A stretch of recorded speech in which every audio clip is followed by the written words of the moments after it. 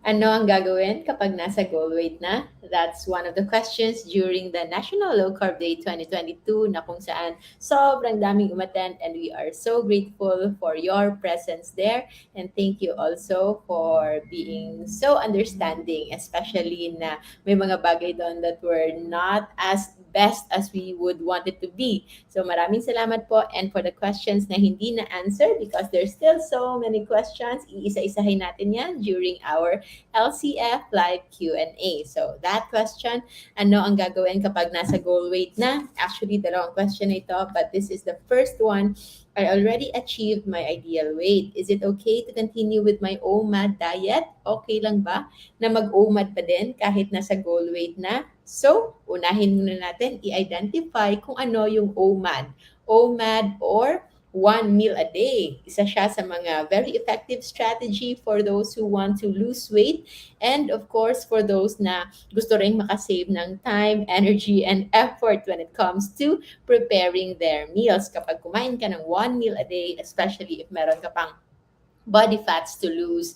It's not just going to make you lose unnecessary weight and fats, pero magkakaroon ka rin ng opportunity for better healing kasi meron pong benefits ang fasting na hindi lang pagpapapayat and that is healing. Isa nga siya sa pinaka-effective when it comes to lowering the inflammation in the body, lowering the blood sugar, lowering the elevated blood pressure, at yung isa sa pinaka-importante pa, it can improve our life when it comes to longevity. Kasi po yung pagpa-fasting ay pinapatay niya yung mga cell parts and cells that are already senescent or ineffective na. Yung mga dapat na talagang i-recycle. So when we are fasting, we are recycling all of those parts na hindi na ganon ka-functional. You can think of it as change oil or overhauling or general cleaning na nangyayari sa loob ng katawan natin. That is why, yes, kahit goal weight ka na, pwede pa rin mag-fasting. So ano yung gagawin kapag goal weight na? We have 5 things that we can consider. Number one, of course, kahit goal weight ka na, tanong, yung goal mo when it comes to your health, na-achieve na ba? Because kahit pa okay na yung timbang mo pero your blood pressure is still soaring up high or your blood sugar is still very, very high, yung liver enzymes mo ay sobrang taas pa din, meron pa rin fatty liver, mataas pa rin yung visceral fats, and this is not uncommon. Ibig sabihin, marami po yung ganitong cases na kahit pa yung kanilang overall weight ay nasa normal na, gitnang-gitna na ng ating BMI calculator, pero kung titingnan mo yung kanilang body composition, yung kanilang visceral fats na usually nakikita sa tiyan ay medyo mataas pa din. So as much as possible, our visceral fats should just be 5% or lower. Kung meron nga sa iba, sa mga lalaki, it's usually hard for them to put it 9% or lower. Pero ideally, it should just be below 5% yung visceral fats natin.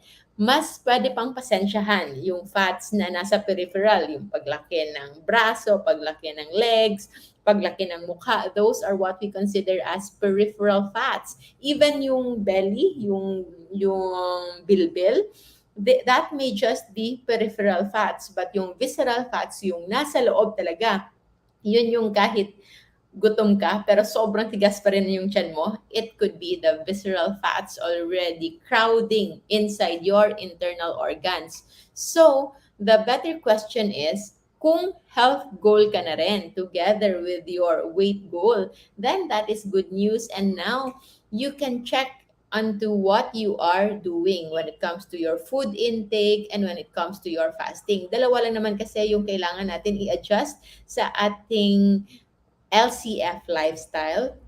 It's the LC part or the low carb. So when it comes to low carb, ano yung mga pagkain and how frequent are you gonna eat and kung gaano karami. And of course, fasting, your timing of your meals. So kung health goal ka na, then that's good. Maybe you can just continue kung ano yung kinakain mo. But if you will still see na meron pang further weight changes to which we will talk about in a short while, then maybe you can adjust as well. But most importantly, if you still need of further and more serious healing, then you are suggested to still stick to the safe list as long as you can. So yung safe list ng JGC Rojo food list will still be okay. Hindi kailangang mag-high carb na just because goal weight ka na. Continue to stick to our safe list, most especially kung meron kang health goal na hindi pa na-attain or kung gusto mong i-maintain yung current health goal mo na yan. For those who have been in our live episodes and also for those who attended the NLCD, National Low Carb Day PH, one of our life tips talks was presented by my brother Alvin at yun nga yung sinabi nila na fasting is like cleansing the river na malapit sa bahay ninyo. And for the longest time, yung river na yun, punong-puno ng basura. And when you did fasting, it's like nalinis na siya.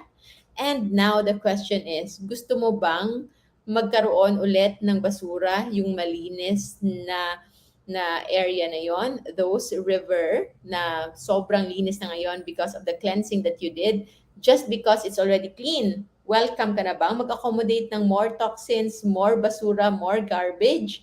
So the answer would just be yours, but I think the logical answer is of course not. Pinaghirapan nga natin para linisin yung bakura natin and our body most importantly, then why would we choose to put garbage in it once again? So those are one of the things that you should consider when it comes to achieving your goal weight.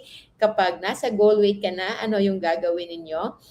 You check first if your health is also in check. If you have both achieved your health goal and your weight goal, then congratulations, you can now celebrate with more sumptuous low carb meals. But more importantly, I think you can have better ways to celebrate. So other things that not just food, there are so many other more positive things, more fulfilling things na related to celebration na hindi kailangang pagkain. Maybe the money that you've spent kasi naka-OMAD ka na for so long, you can use this to start a project or maybe invest on one business na kaya mo nang tutukan because you can now walk longer, you are now capable of handling more work because with your mental clarity and mental focus na na-achieve mo when it comes to low carb and fasting. So that's number one of the things that you should consider kung ano yung gagawin kapag nasa goal weight na. And number two, of course, what are the weight changes and your appearance? Kasi yung iba, if goal weight na, parang natatakot na sila because so many of their family members are already afraid kasi sobrang payat na. I think there was one family na who reached out to our page. This was just relayed to me by one of our admins na naguguri daw sila sa kanilang mommy kasi daw sobrang payat na and they are afraid na baka mapano. But when we looked at the picture, knowing na hindi natin kilala si mommy before, baka before si mommy is really, really big, na medyo sobrang malaki talaga na now, that even if for us, para sa amin, she actually just looks very healthy and very nice and nothing to worry about, but just because maybe hindi nga sanay yung family nila sa bagong appearance ni Mami, which is who is someone na medyo petite and slim and slender, then it caused them to worry. But the question is, how do you feel? If you feel good, if you feel that you are even more energetic, feeling better than ever. And of course, meron tayong mga objective gauge. So your laboratories are all within normal, nothing to worry about, walang danger or warning signs, walang signs of inflammation, constant headache, panghihina, wala ring mga fluctuations in your blood pressure. Of course, your blood sugar is also normal. And yung isa dito, yung energy level mo.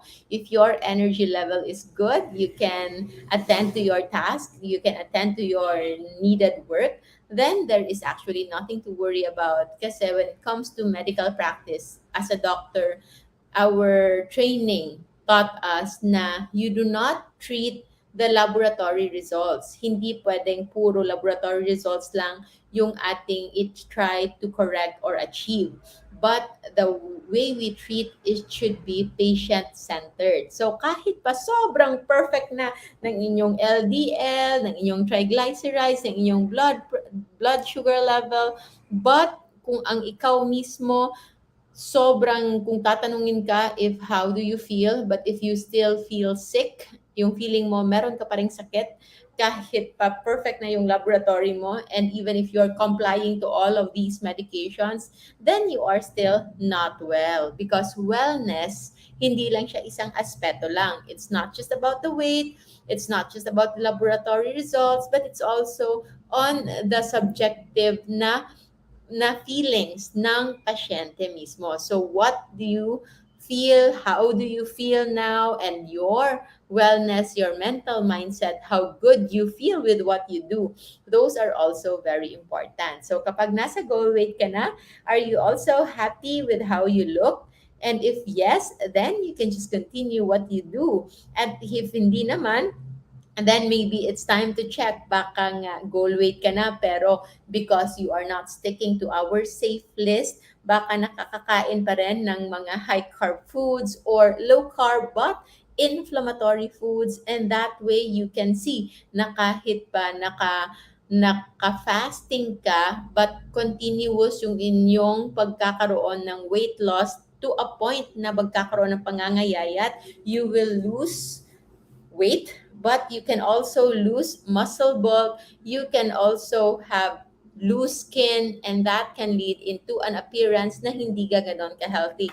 The problem kasi when you eat food that are high carb pero kakaunti lang because you're fasting and you're not having the same appetite, you are going to still lose weight pero there is this risk of muscle loss. So baka yung nawawala sa'yo because you're on calorie deficit, so kulang yung kinakain mo para sa pangangailangan mong energy in a day, your body will start cleansing your body, but after it cleanses, it can have that risk na pwedeng mag-muscle atrophy because of muscle breakdown. Pwedeng kumuha po ng proteins sa inyong muscle na supposedly pangangalagaan natin and convert it into energy if you do not plan your meals well. That's why when it comes to low carb nutrition, we do not say na kakainin mo ay kakaunti lamang. It's not about the amount of eating less, but it is about eating right. Okay,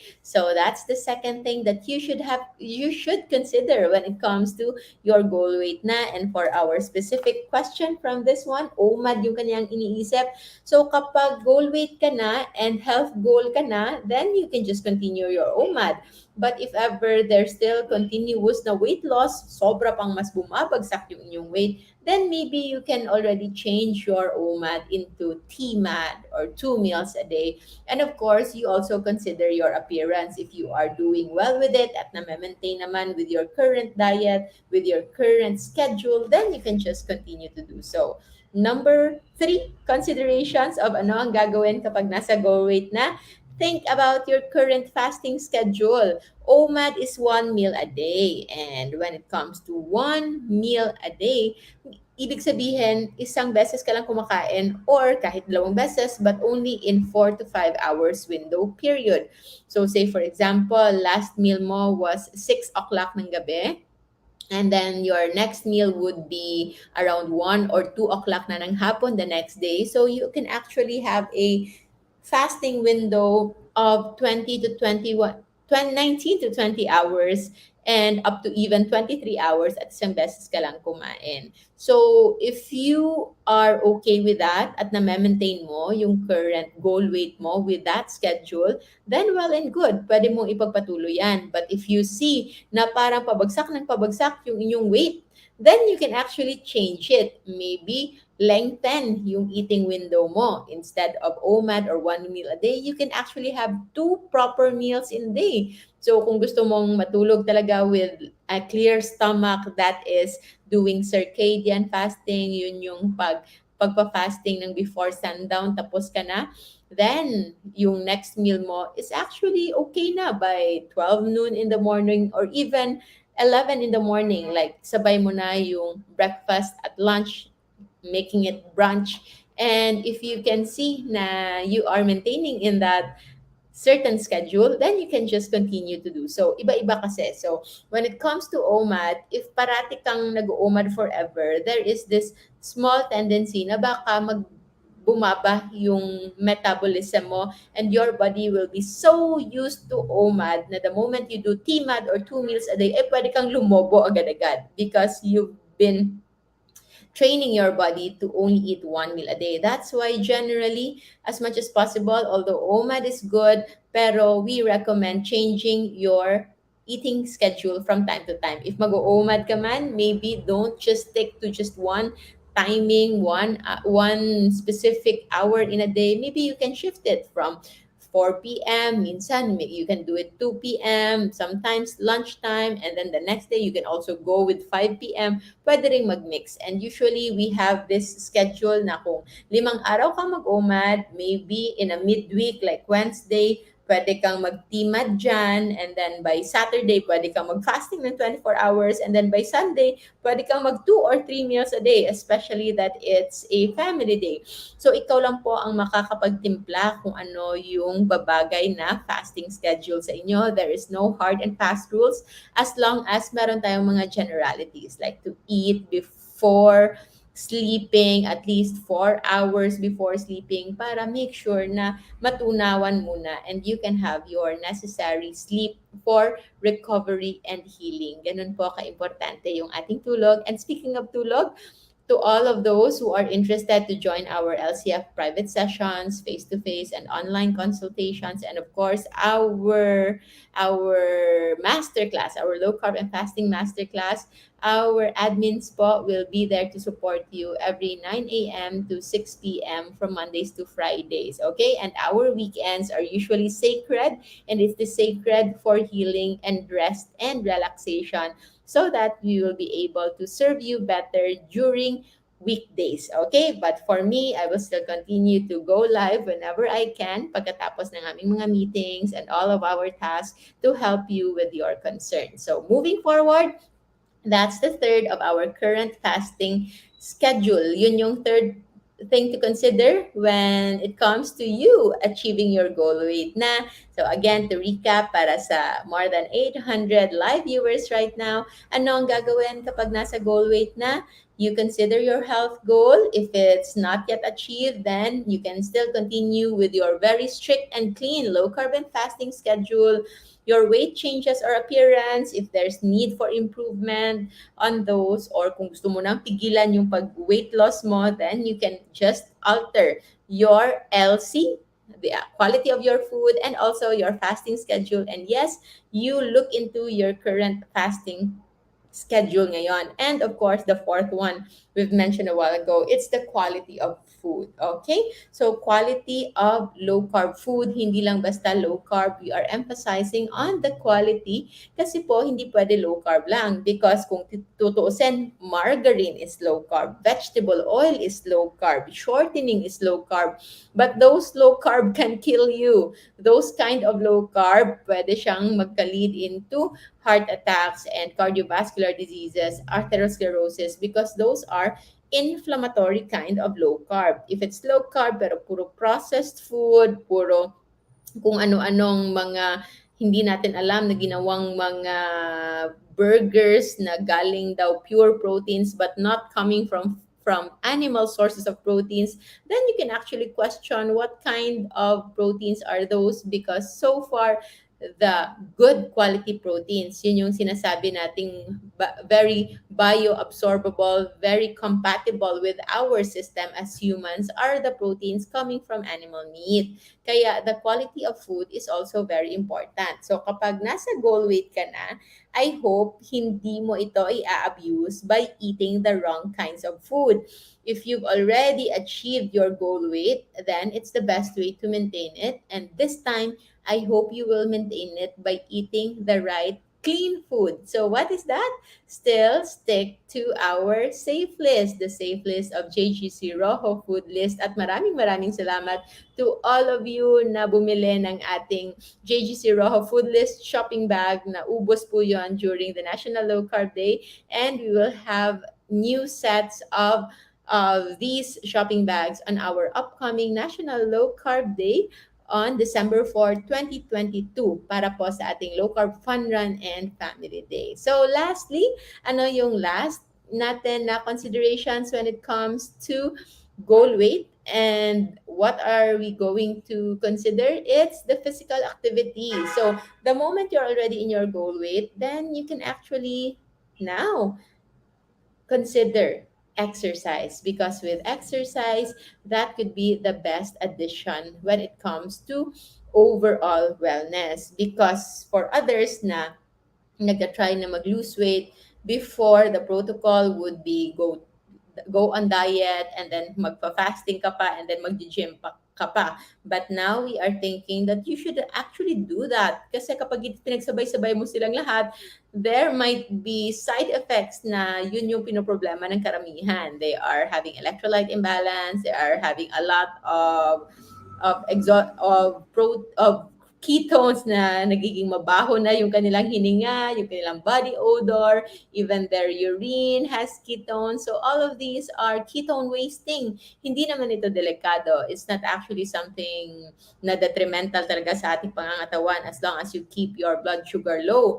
Pero it's unnecessary ketone production and sayang na hindi ito nagagamit. So the best way to actually incorporate physical activity is once you are already fat adapted and once you're already on your goal weight. And the moment you're already in your goal weight, then you can already add physical activity for bulking if you need to gain muscles, for toning up if you need to tone your skin, to tighten your appearance, and even to ensure that you have a good cardiac activity for those who wish to have a cardio workout. So those are the things that you can consider. At kapag goal weight ka na and you'd consider yung physical activity, you might want to increase your food intake. Baka hindi na kasya yung OMAD lamang, because your metabolism will actually increase in a good way when you incorporate physical activity. So those are the things that you should consider. Hindi lang basta kapag goal weight na ay papatuloy mo na or tigilan mo na yung pag-uumad.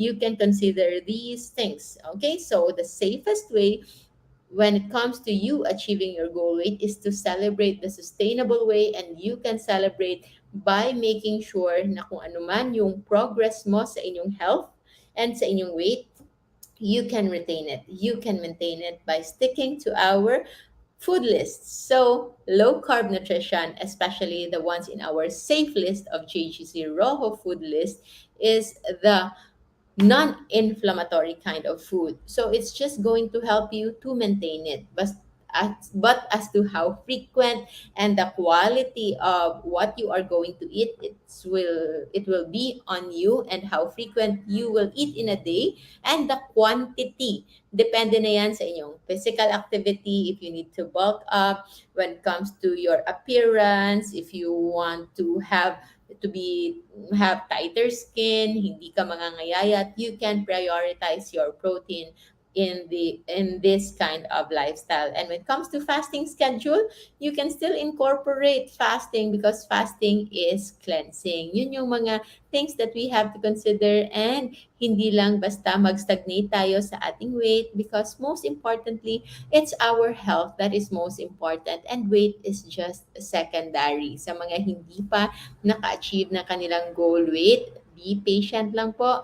Don't worry, you will all get there then. In no time, don't hurry, because even if we are happy, like kami, we are already on our fourth year of enjoying low carb and fasting lifestyle, but hindi pa rin ito enough to cleanse the kind of problems na nagkaroon sa katawan natin because of the decades long ng ating pamumuhay noon, not knowing kung ano talaga yung dapat na kainin. And that's why we have these sessions, this LCF Q&A sessions with yours truly. And yung ating topic ngayon is ano ang gagawin kapag nasa goal weight na. And I hope you now have an idea the moment you reach your goal. But as of now, you can just continue to stick to our safe list to make sure that you are going to get there safely, slowly, but Surely. So maraming salamat everyone. For those who wish to be guided when it comes to low carb and fasting lifestyle, we have an ongoing LCF masterclass by yours truly. Paki-message lang po yung admins natin or also admin chat in these numbers para magabayan kayo on how to enroll in our exclusive FB groups para matulungan kayo. And we have Q&A every Sunday. So tomorrow, balik na tayo sa ating LCF Masterclass Q&A sa ating group. So ready your questions, guys. We will post later tonight kung anong oras because we will have a special edition of for our virtual access participants in NLCD. But for our low carb and fasting masterclass, stay tuned lang po for our live Q&A tomorrow. For those na merong mga questions, hopefully we can answer them. But if not, you are more than welcome to join our low carb and fasting masterclass para mas matutukan natin yung mga questions na doon. Because right now, marami pa po mga questions na nanggaling sa NLCD na iisa-isahin natin so that we can learn from these concerns of people who are practicing low carb and are experiencing it firsthand and are just on their way to make this lifestyle perfect for them. So, yun lang po. Maraming salamat, everybody. I hope you will continue to support us and we hope to see you on our upcoming National Low Carb Day Part 2 on Family Day and Low Carb Fun Run this coming December 4, 2022. Yun po. And maraming salamat also to our partners who supported us in National Low Carb Day and those who will continue to support us this coming Low Carb Fun Run in Manila and Family Day. For those who wish to become partners of our events, contact nyo lang po yung admins natin. So, till next time, everyone, remember to always stay low carb so that we all stay safe. Have a good day. See you in our next video. Bye!